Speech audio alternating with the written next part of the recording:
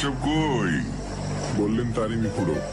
সবাইকে খবর দে, নইলে গল্প জমবে কি করে? আমি বললাম, খবর পাঠানো হয়ে গেছে খুড়ো, এই এসে পড়লো বলে। তাহলে এই ভাগে চাটা বলে দে। বললাম, তাও বলা হয়ে গেছে, দুধ চিনি ছাড়া চা তো। Very good. মিনিট তিনেকের মধ্যেই ন্যাপলারা এসে পড়লো। বলল ম্যাজিক দেখতে গিয়েছিল, অর্ণব দি গ্রেট, খুব ভালো লেগেছে। খুড়ো বলল, ম্যাজিকের কথাই যদি বলিস তাহলে তোদের বলেই ফেলি। কিছুকাল ম্যাজিশিয়ানের ম্যানেজার ছিলাম। অবশ্য তোরা তখনও জন্মাসনি। কি নাম ম্যাজিশিয়ানের? ন্যাপলা জিজ্ঞেস করলো। আসল নাম জানি না, তবে স্টেজের নাম ছিল চমকলাল। বাঙালি না, পশ্চিমের লোক। বছর 25 আগের কথা। খুব নাম করেছিল। ম্যানেজারের জন্য বিজ্ঞাপন দেয়। আমি একবার ভদ্রলোকের ম্যাজিক দেখে নিয়ে তারপর অ্যাপ্লাই করি। যেমন তেমন খেলোয়াড় না হলে তার ম্যানেজারই করতে যাবো কেন? তবে দেখলাম খাঁটি মাল। যাকে বলে স্টেজ ইলিউশন, তা তো আছেই, আবার তার সঙ্গে আছে থট রিডিং। সে এক অবাক করা ব্যাপার। সবচেয়ে শেষে আসতো এই খেলা। জাদু করে চোখ মেরে দেওয়া হতো। তারপর স্টেজের দিকে ফিরে বসে এক একজন দর্শকের সিটের নাম্বার বলে তার সম্বন্ধে ঝুড়ি ঝুড়ি তথ্য বলে যেতেন চমকলাল। সে লোক কি চাকরি করে, তার কোনো ব্যারাম আছে কিনা, কি খেতে ভালোবাসে, সম্প্রতি কি থিয়েটার বা বায়োস্কোপ দেখেছে, একেবারে এক ধার থেকে সব। এমন আশ্চর্য খেলা আমি কখনো দেখিনি।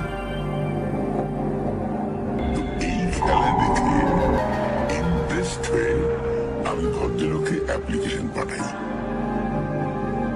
তারপর ডাক পড়লো, গিয়ে কথা বললুম, সঙ্গে সঙ্গে চাকরি হয়ে গেল। আমার নিজের একটু শখ ছিল দু একটা, সেটা শুনে ভদ্রলোক বলে আরো খুশি হলেন। ভদ্রলোকের বয়স 50-এর বেশি না, বেশ বনেদি চেহারা, ফ্রেঞ্চ কাট দাড়ি আর মুখ, টিকলো নাক, আর চোখ দুটো যাকে বলে দেদীপ্যমান। ওরকম জলজলে চোখ আমি খুব কম মানুষের দেখেছি।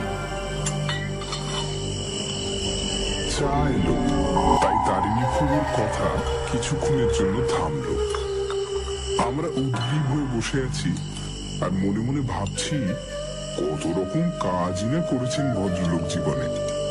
এইটাই হলো তারিণী খুড়োর বিশেষত্ব। এক জায়গায় বেশি দিন টিকে থাকতে পারেননি। এখন অবশ্য আর কাজ টাজ করেন না। বেনেটোলা লেনে একটা ফ্ল্যাট নিয়ে রয়েছেন, আর সেইখান থেকে হেঁটে আসেন এই বালিগঞ্জে আমাদের গল্প শোনাতে। বলেন বুড়োদের কোম্পানি নাকি ওর ভালো লাগে না। খুড়ো অবশ্যই বিয়ে করেননি, তাই সংসারের চিন্তা যাকে বলে সেটা ওর নেই। চায়ের পরপর দুটো চুমুক দিয়ে একটা এক্সপোর্ট কোয়ালিটি বিড়ি ধরিয়ে খুড়ো আবার বলতে শুরু করলেন। চমকলালের সঙ্গে গোড়া থেকেই আমার একটা ভালো সম্পর্ক গড়ে উঠেছিল। তেমন মুডে থাকলে আমাকে দু একটা ছোটখাটো ম্যাজিকও শিখিয়ে দিতেন। ওর ট্যুরের প্রোগ্রাম আমি করতাম, আর সে বিরাট ট্যুর। ভারতবর্ষের কোনো প্রদেশ বাদ নেই, আর সব জায়গাতেই সাকসেস। চমকলাল বলতে ছেলে বুড়ো সবাই অজ্ঞান। একদিন বস আমাকে ডেকে বললেন, তুমি তারাপুর স্টেটের নাম শুনেছ? নামটা চেনা চেনা লাগলেও বললাম শুনিনি। চমকলাল বললেন, ফৈজাবাদ থেকে 56 মাইল দক্ষিণে ভালো মোটরের রাস্তা আছে। আমি বললাম, হঠাৎ তারাপুর কেন? তারাপুর একটা নেটিভ স্টেট, বললেন চমকলাল। সেখানকার রাজার খুব ম্যাজিকের শখ। এটা আমি জানি, তাই একবার আমার জাদু দেখানোর ইচ্ছে করছে। দেখো যদি পারো অ্যারেঞ্জ করতে। রাজার ম্যানেজারকে একটা চিঠি ছেড়ে দাও, তারপর দেখো কি হয়। আমি তাই দিলাম। 7 দিনের মধ্যেই জবাব চলে এলো। রাজা চমকলালের নাম শুনেছেন এবং তার ম্যাজিক দেখতে খুবই আগ্রহী। আমরা তো লটবহন নিয়ে একটা বিশেষ দিনে ফৈজাবাদ পৌঁছে গেলাম। 11টা ট্রাঙ্ক, তার জন্য একটা লরির ব্যবস্থা করার কথা আগে থেকে জানিয়ে দিয়েছিলাম। ফৈজাবাদী রাজার ম্যানেজার মাধব সিং হাজির ছিলেন। আমাদের খুব আপ্যায়ন করে একটা বড় স্টুডি ব্যাগের গাড়িতে তুলে দিলেন।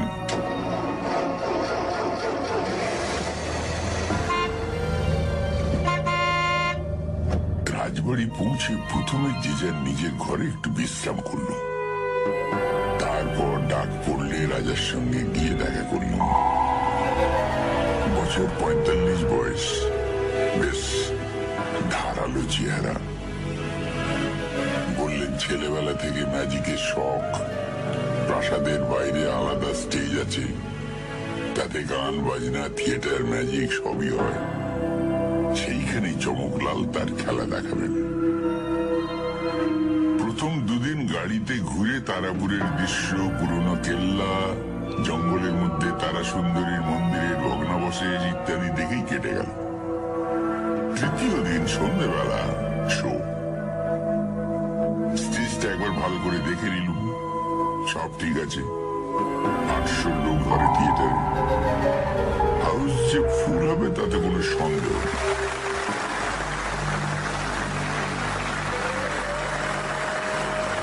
ম্যাজিক দারুণ। এখানে লোকে যে এই জিনিস কখনো দেখেনি সেটা তাদের হাবভাবেই বুঝতে পারলাম। ম্যাজিকে এনকোর দেয় শুনেছিস কখনো? তারাপুরে তাও হয়েছিল। একই ম্যাজিক দুবার করে দেখাতে হবে। সব শেষে এলো থট রিডিং এর খেলা। জনা 4-5 লোকের বিষয়ে আশ্চর্য সব তথ্য বলে দিয়ে চমকলাল হঠাৎ বললেন, আমি এবার হিজ হাইনেসের সম্বন্ধে কিছু বলতে চাই। আশা করি তার কোনো আপত্তি হবে না। রাজা একটু যেন উসকুস করে তারপর বললেন, গো হেড। চমকলাল অবশ্য প্রথমেই অ্যাপোলোজাইজ করে নিলেন রাজাকে বাছাই করার জন্য। তারপর চলল রাজা সম্বন্ধে তথ্য পরিবেশন। 12 বছর বয়সে রাজার টাইফয়েড হয়েছিল। বাঁচার কোনো আশা ছিল না। শেষে এক ফকিরের ঝাড় ফুঁকে ভালো হয়ে ওঠেন। রাজা ব্যাপারটা স্বীকার করলেন। তারপর চমকলাল বললেন যে রাজার একটা আশ্চর্য গুণ হলো যে তিনি 2 হাতেই লিখতে পারেন। এটাও রাজা স্বীকার করলেন। তারপর জানা গেল রাজা একবার একটা বাঘ মারতে গিয়ে সেই বাঘের দ্বারা আক্রান্ত হয়ে পিঠে আঁচড় খান।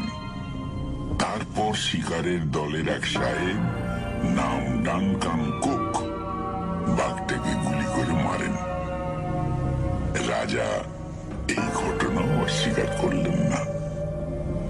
তারপর চমকলাল বললেন, আপনার সম্পত্তির মধ্যে যেটিকে আপনি সবচেয়ে মূল্যবান বলে মনে করেন সেটা যদি একবার সকলকে দেখান তাহলে আজকের সন্ধ্যার আমোদটা পরিপূর্ণ হয়। এতে আপনি রাজি হবেন কি?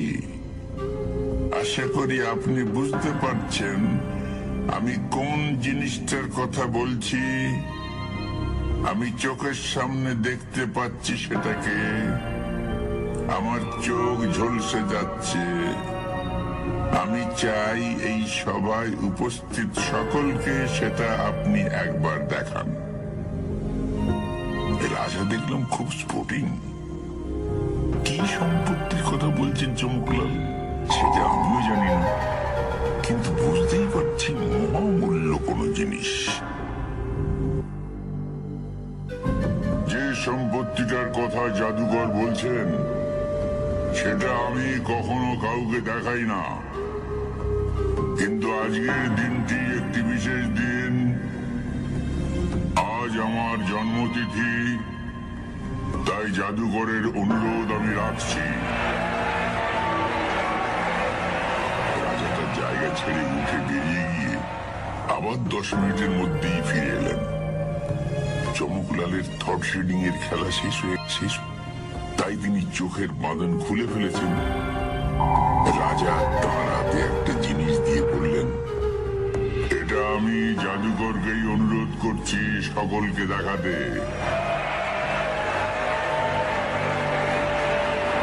চমকলাল যে জিনিসটা তুলে ধরলেন এবং যেটা স্টেজ লাইটের আলোতে ঝলমল করছিল, সেটা একরকম মহামূল্য পাথর, রং সবুজ, কাজেই মরকত বলেই মনে হয়।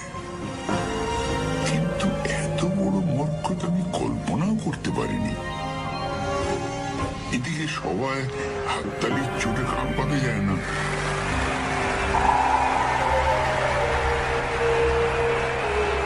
রাজা চমকলালের হাত থেকে মণিটা নিয়ে আবার চলে গেলেন সেটাকে রাখতে। তারপর ফিরে এসে চমকলালের হাতে এক থলি মুদ্রা ইনাম দিয়ে শোয়ের কাজটা সারলেন। পরে দেখেছিলাম মুদ্রাগুলি সোনার। কেন সেটা বলতে পারবো না, আমার মনের মধ্যে একটা খটকা লাগছিল।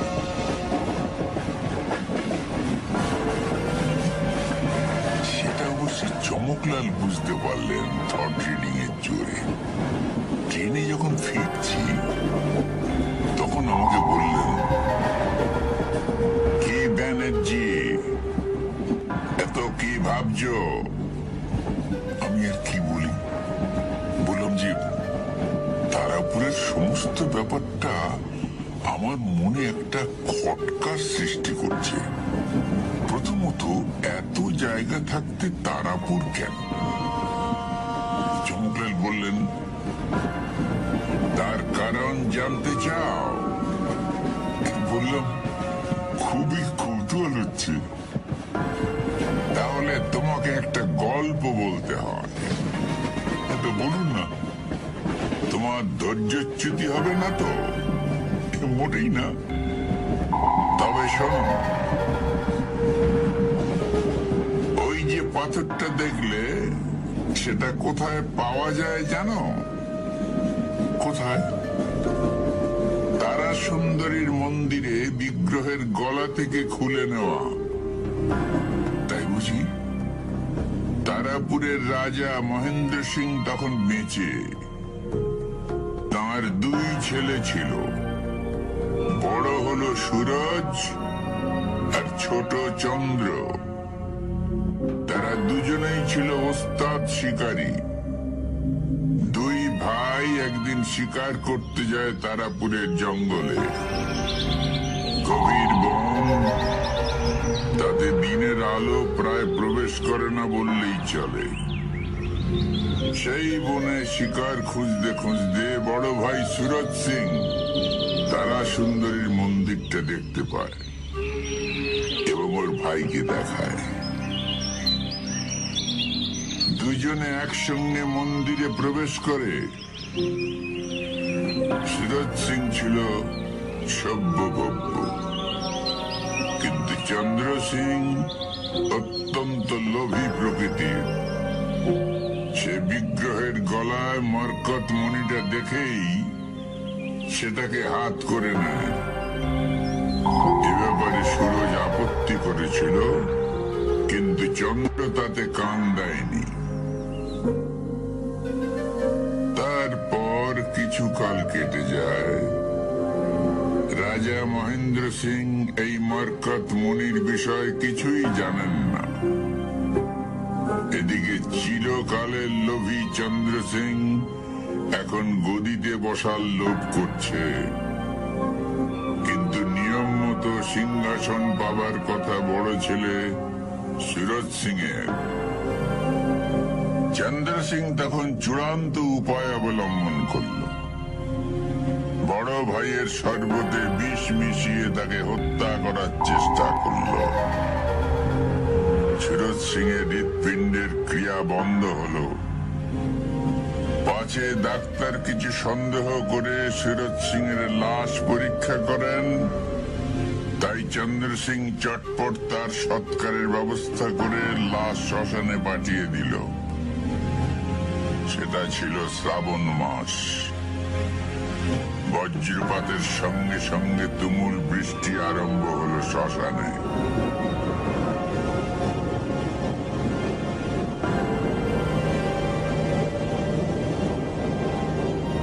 যারা সব যাত্রায় গিয়েছিল তারা সকলেই সব ফেলে দিয়ে পালালো, যেমন হয়েছিল ভাওয়াল্লা ছুমারের বেলায়। এদিকে বৃষ্টিতে ভিজেই হোক আর যে কোনো কারণেই হোক, চিতায় শোয়ানো সুরজ সিং এর দেহে আবার প্রাণ ফিরে এলো। আসলে সে মরেনি, ডাক্তারের ভুলে তাকে মৃত বলে ধরে নেওয়া হয়েছিল।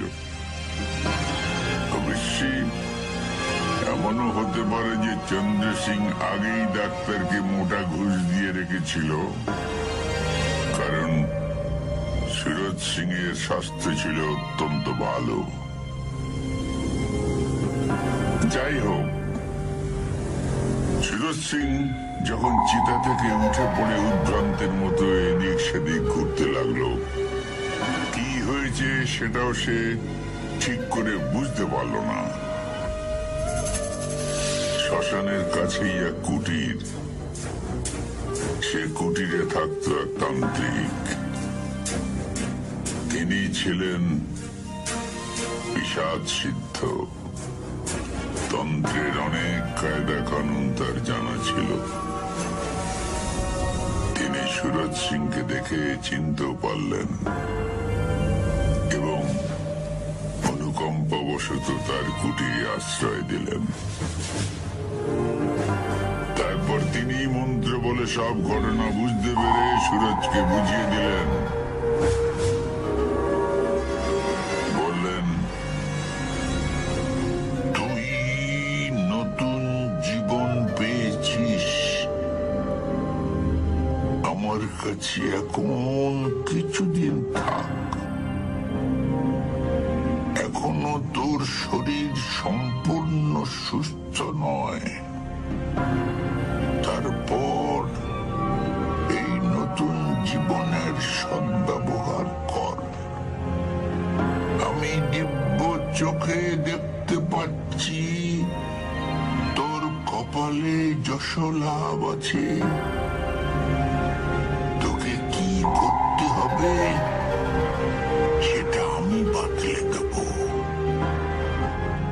রাজা রাজা তোর কপালে নেই, সেটা তোর ছোট ভাই হবে। সুরজ সিং রইল তান্ত্রিকের কাছে 1.5 বছর। সেই সময় সে একটা জিনিস শিক্ষা করল, সেটা হলো ইন্দ্রজাল। তান্ত্রিক তার সমস্ত ইন্দ্রজালিক বিদ্যা সুরজকে দিয়ে দিলেন। তারপর সুরজ একদিন সাধুকে ছেড়ে নিজের পথ দেখল। সে পথে সে অনেক দূরে গেল এবং নতুন পাওয়া জীবনের সে সম্পূর্ণ সদ্ব্যবহার করল। চমকলাল থামলেন। আমি তো ব্যাপারটা বুঝেই ফেলেছি। বললাম, সুরজ সিং আর চমকলাল তো একই লোক, তাই নাকি? চমকলাল মৃদু হেসে বললেন, তুমি ঠিকই ধরেছ। আমি বললাম, কিন্তু আমি একটা জিনিস বুঝতে পারছি না, অত্যাচার করলো, আপনাকে হত্যার চেষ্টা পর্যন্ত করলো, তাকে আপনি শুধু ম্যাজিক দেখিয়ে ছেড়ে দিলেন? আপনার মধ্যে কি প্রতিহিংসার ভাব ছিল না মোটেই? থাকবে না কেন, আমি তো মানুষ। তাহলে তাহলে আর কি? তাহলে এই এই বলে চমকলাল তার পকেট থেকে একটা জিনিস বার করে আমার সামনে ধরলেন। তার তর্জনী আর বৃদ্ধাঙ্গুষ্ঠের মধ্যে থেকে চোখ ধাঁধানো রশ্মি আমাকে প্রায় অন্ধ করে দিল।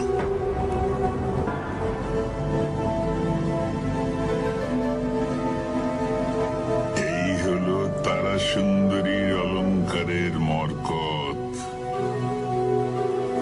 রাজার কাছে এখন যেটা রয়েছে সেটা ভুয়ো, জাল। সেটা আমি তৈরি করিয়ে রাখি তারাপুর যাবার আগে। সামান্য হাত সাফাইয়ের ব্যাপার আর কি।